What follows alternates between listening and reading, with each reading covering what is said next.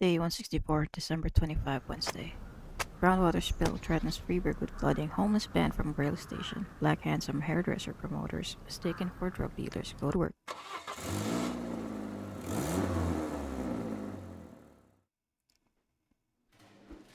Tsubaki didn't come in. Simpson didn't come in. Popport didn't come in.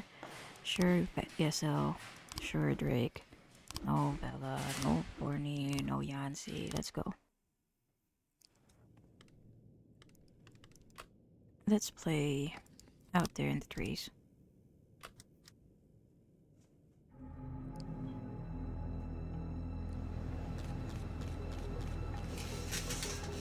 Let's go to the trailer park with Plot and Ellison Ruggles.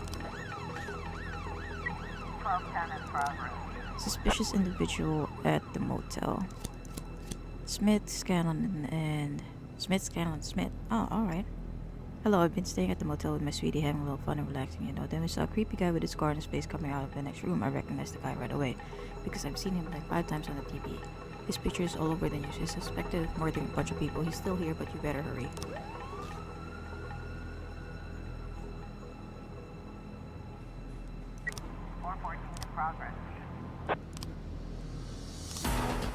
Child abuse at the kindergarten. The teacher bit a boy in the face because he was biting the other children. Police are on the phone with the child's mother. Come and arrest this man as ours, or I'll shoot her like a mad dog.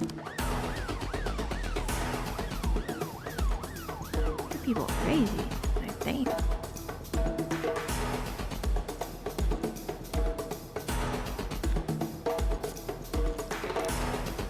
Alright, offender caught.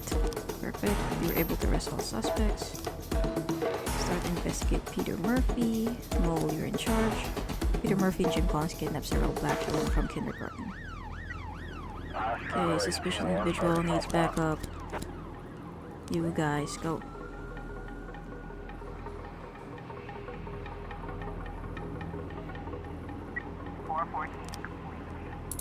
Thundercaught officers unharmed, good. Fraud at the Halo Beauty Salon. A telemarketer lured Claire Dick to a clinic for a free rejuvenation procedure.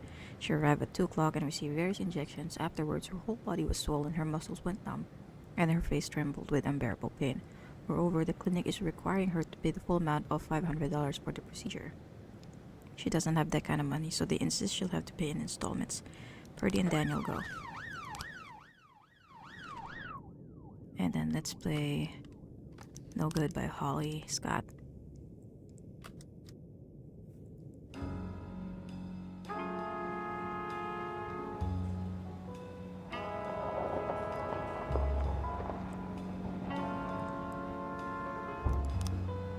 Abduction investigation has started. Peter Murphy and Jim Collins works as plumbers, and they always go on calls together. They don't wear uniforms, they prefer tracksuits. Kidnappers took 2 black boys and a dark-skinned girl. The kidnappers escaped with the children in a white van. The young teacher was focused on a book and didn't notice as the kidnappers came up behind her and knocked her out. On the playground, we found a rag with traces of chloroform. The novel Catcher in the Rye with some fake tickets for a performance by imaginary illusionist Harry Baryshnikov and a wrench. Let's assign more investigators to that. Sims and bottom up.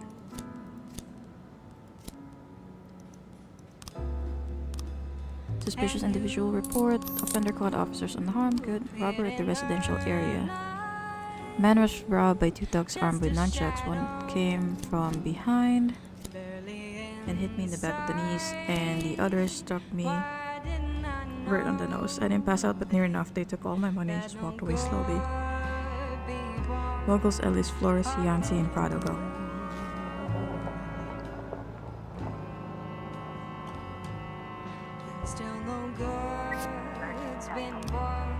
Alright, offender caught, officers unharmed, good. 11-10 Drug sales at Fleet Street. The gravelly voice of Mrs. Adams just phoned in with a new demand. There's brazen black virgins spreading their infection right there in broad daylight. Remove them from the street. I'm afraid of her for her health. That sounds crazy. Bomb threat at an office building. A cleaner was mopping her boss's office and found a strange bundle of wires sticking out from under the table. Afraid to even move, whispered the woman. That sounds like IT stuff.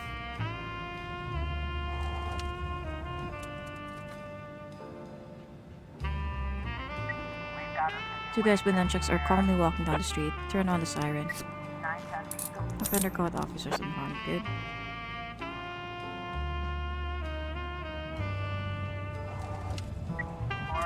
Suicide threat at the nursing home. An elderly woman with Alzheimer's barricaded herself in the room with all the medication and started swallowing everything she could get her hands on. The nurse says they can't break down the door on their own.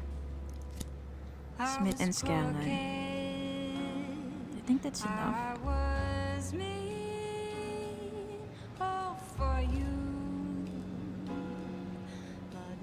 You know what? It would be funny if I do Smith and Smith, right? Nah, let's do Smith and Bella.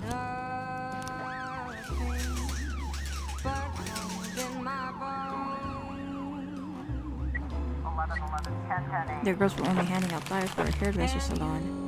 The bomb in question was just a mess of wires, nuts, and bolts pushed into a piece of soap. Apparently, someone from the office staff was playing a practical joke. Just as you came, why didn't I know back on that day that no good.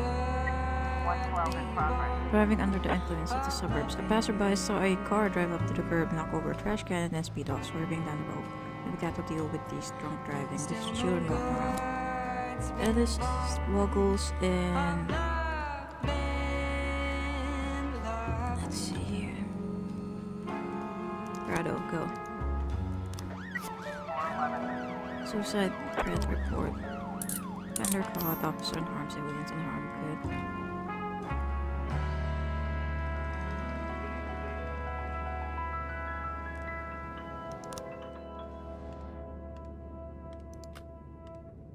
Billabong.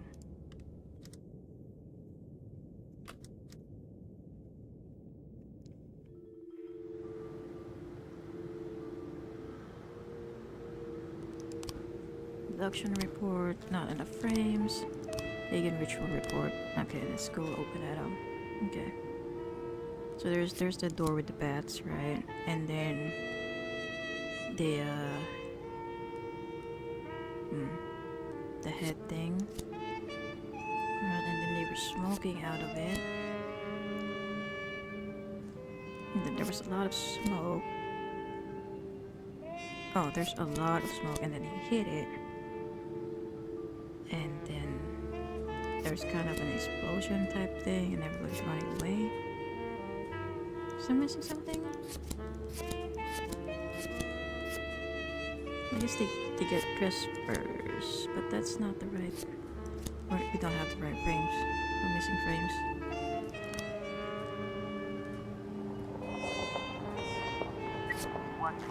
Driving under the influence. Offender caught, officers unharmed, civilians unharmed. Good.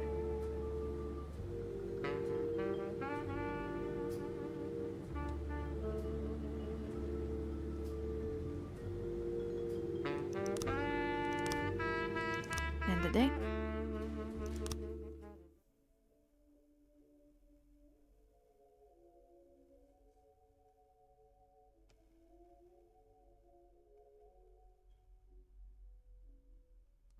Mr. Boyd, there's some armed men on the floor.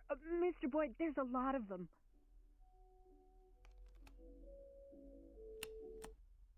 I didn't catch that. Say again?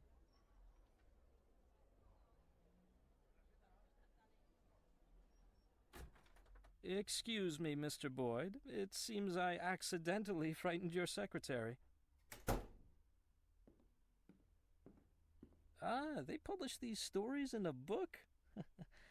My grandfather read me these stories from the old newspapers whenever I was ill. As a child, I was often ill, several times a year.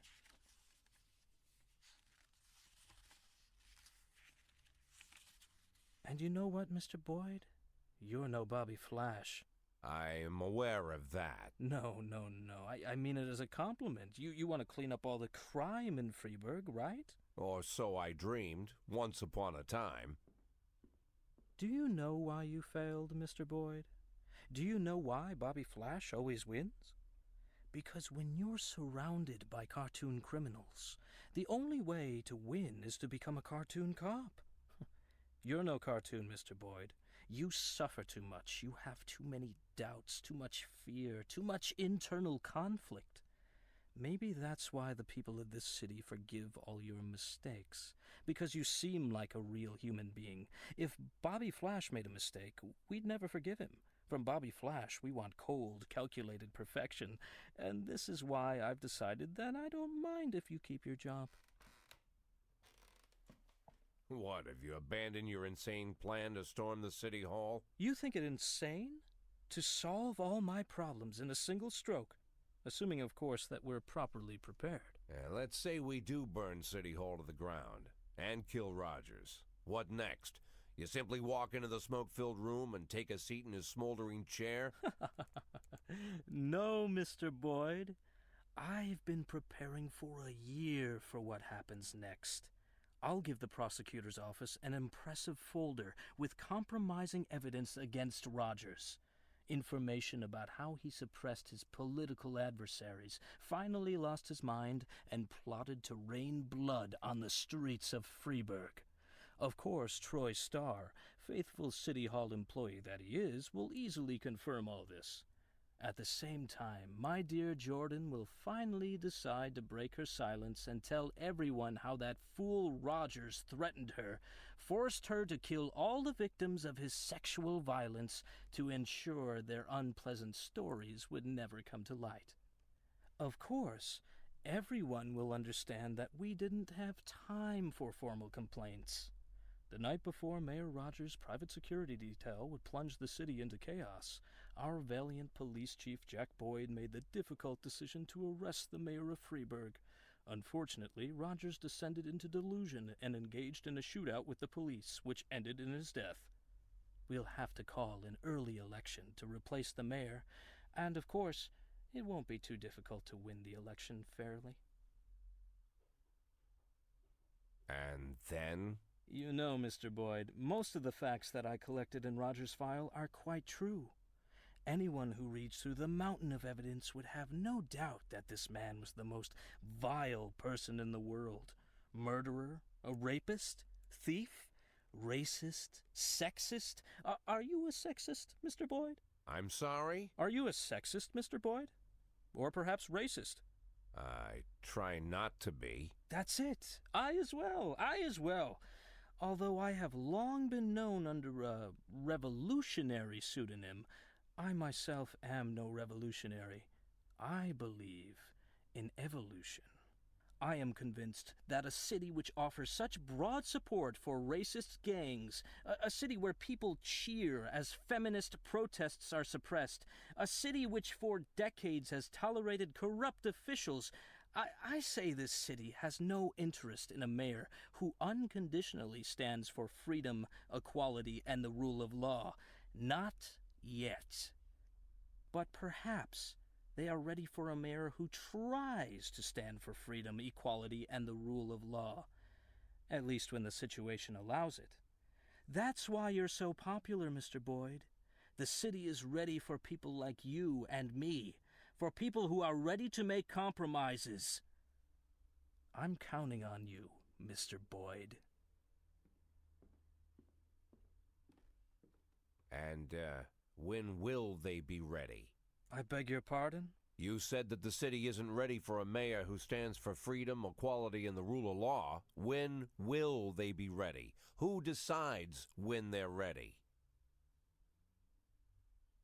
I'll decide.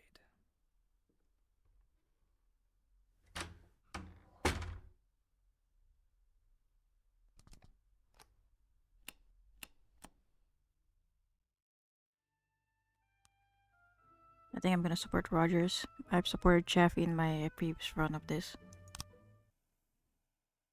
Day 165, December 26, Thursday. Study, sports nutrition destroys brain cells. Jim Batan Bakery invites students to Baking Day. Collection of ancient Jewish coins recovered from city dump. Go to work.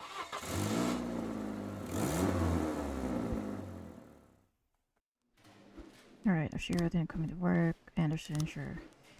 Underwood, sorry. Cook, sure. And let's start the day. Let's play Out There in the Trees.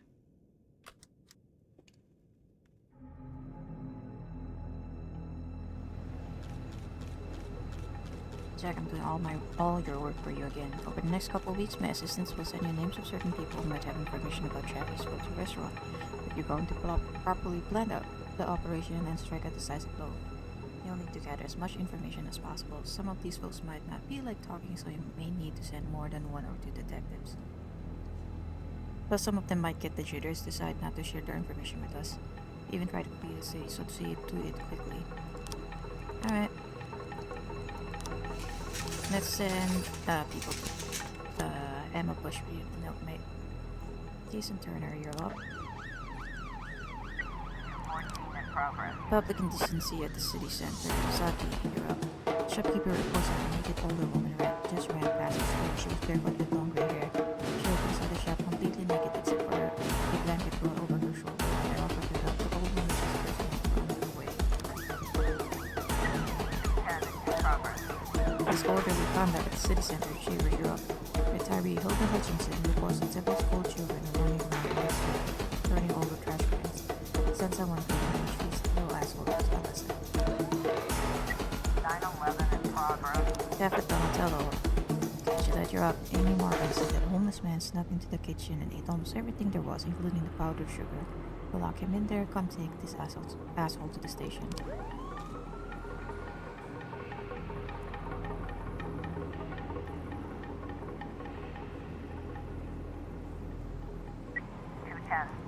Alright, Shavers, undercaught officer unharmed.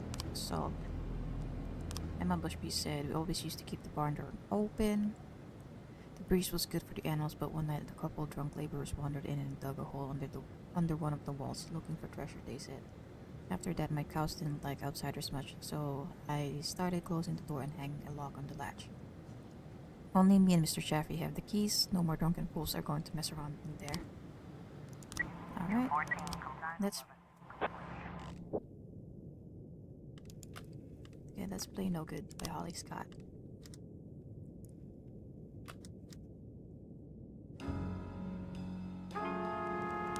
Theft report. Offender caught officer unharmed. Saki, offender caught officer unharmed. Good. And let's send... we still can't send anybody. We're not back yet. Okay, how about now? Still not back. Okay, how about now? Turner, go talk to Maribel Saunders, the butcher.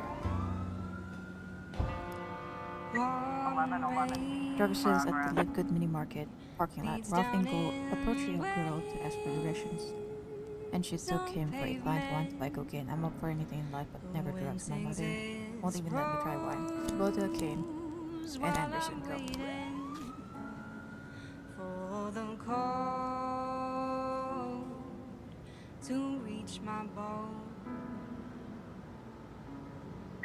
415 in progress. Reckless endangerment at Kevin's Road Bar. A group of friends got drunk and decided to take in darts using knives because this injured a young female. Sen Ozaki, Shavers, Gillette, Sogo, and Geigo. Barely inside. 1113. Illegal arms sales at the Freeburg PD. Or, not Freeburg PD, Freeburg Police, Freeburg High School. There we go. High school student is selling guns in the school bathroom. The brat brought a whole backpack of coal, said one school worker. Instant Underwoods and from Mitchell Bridge, Earthball, and Outlook.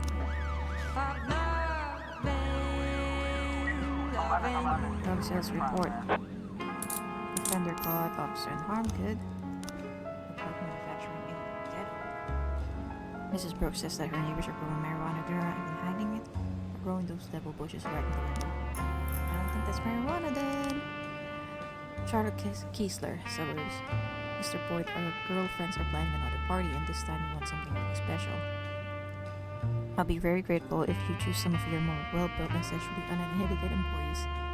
We'll take care of the rest. In case that wasn't clear enough, they'll be asked to perform a striptease. We're tired of the clowns that the escort agency keeps sending us. We're not doing that. The knife is still stuck in the girl's side, and the woman is bleeding. There's a menacing crowd gathering around the man who threw the knife. Back away or everyone's leaving handcuffs. The man jumps up on the bar and runs for the exit. Grip him with the nightstick. Face plant. Up here. Offender caught, officer unharmed, civilians unharmed. I was crooked. Assault. Maribel Saunders says, people say the wooded hill in front of the store is a haven for sick bastards and perverts. Employees are always complaining that someone's watching them. Actually, I've had the same feeling myself a few times, though I always chalked it up to exaggeration and superstition. But then one of our drivers started seeing weird people with binoculars in the forest. He says they're just sitting there for hours watching. I don't know what they're up to, but they have a complete view of the area. They can even see into the locker room. Sounds like a great spot for a sniper, to be honest. Drug manufacturing report. Miss Brooks accidentally put on her husband's glasses and mistook an ordinary flower pot for a marijuana. Legal arms sales. The bathroom is empty, but one of the boots is closed and there's some pattern coming from inside. Come out with your hands up and your pants buttoned. The door of the boot swings open and out flies a guy wearing a backpack, 2 guns in his hand. He shoots wildly into the gun, shoots Bill. Undercaught officers unharmed, leave them on automatic weapons, bring it back to the station as their evidence. 1110 in progress. Smuggling at the Freeburg Central Railway Station. An informant says that there are 3 women traveling together and they've come to the city to sell some stolen diamonds. The jewels are hidden up the ass of one of them. That's great. Alright. Kubota, Kane, Shano, Ozaki, Shavers, Gillette, Sogo, and Gay. Go.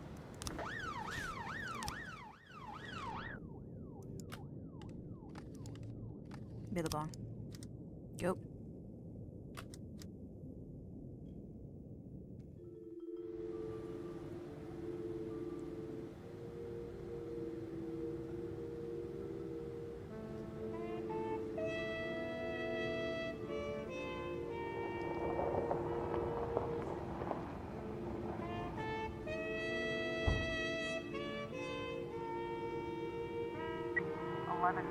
Smuggling report. Undercaught, officers unharmed, bound jewelry. Bring it back to the station. It's evidence. 213 in progress. Nice complaint at the residential area. An enraged man yelled into the phone complaining about the neighbor who's making such a racket in the next house that he can't sleep. The degenerate turned up his speakers to the max and started rapping. Simpson Underwood, Centron. His whole house is shaking. Just remember to be careful with him. The fool thinks he's some kind of gangster, so he bought himself several guns, which he always brings out whenever anyone tries to go talk to him. He doesn't have any sense, so he must start shooting.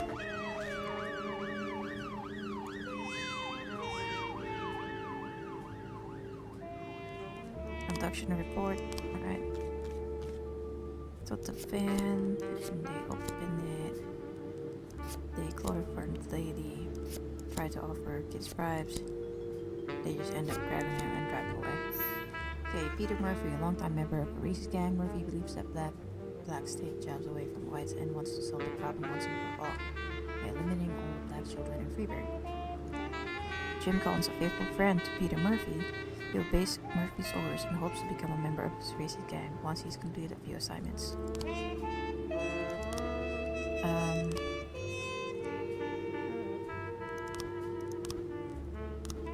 That detective is on watch shift. Wait, what the heck? Did you die? Oh my god. Shift B. Okay, so tomorrow we'll arrest that guy. Yeah, he died. Oh my god. Kuzma.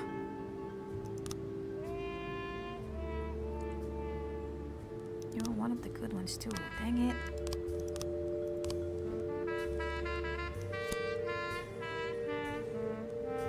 Johnny and Steve Anderson.